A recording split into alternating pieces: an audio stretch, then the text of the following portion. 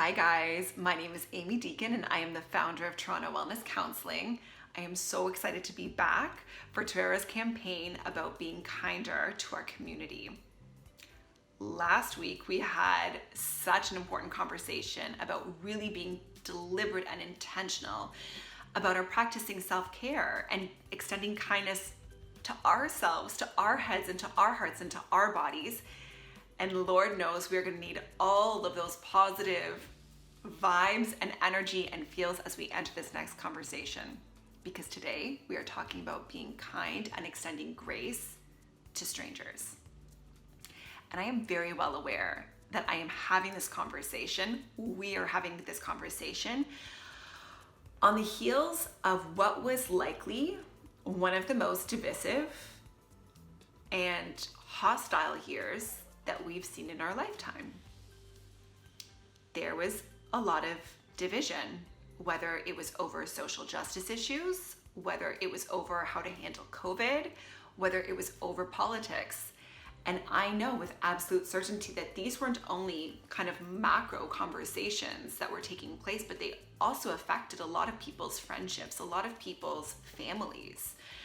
So a reminder that you're not alone in feeling hurt and overwhelmed by the divisiveness that happened in 2020, and honestly was a buildup of years even prior to that.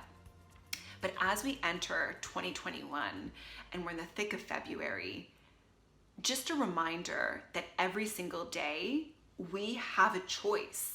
We have full autonomy over whether we lead with kindness and curiosity and compassion, or whether we lead with hostility and hatred and anger. Every day, that is our choice. Every day, we can decide whether we want to judge a person based on their presentation, which is, truth be told, about 5% of who they truly are. The rest of the 95%, their childhood, their trauma, their upbringing, their hurts, we know nothing about, but we see their post and we react. We see something that we disagree with and we dismiss them entirely. And we can't do that. In order for us to be united, this is where kindness is almost like a practice. It requires strengthening. It's almost like an exercise to say, I'm not going to react. How do I want to respond? And does my response, does it need to be in that venom of volatility, or can I make a little bit of space for curiosity, to ask questions and to extend grace and kindness, not even because it's necessarily deserved, but because I know that as a whole, for both myself and society, it is better to lead with kindness than to lead with hate.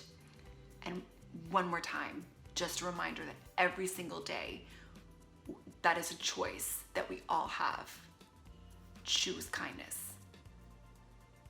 Take good care, guys, and we'll connect next week.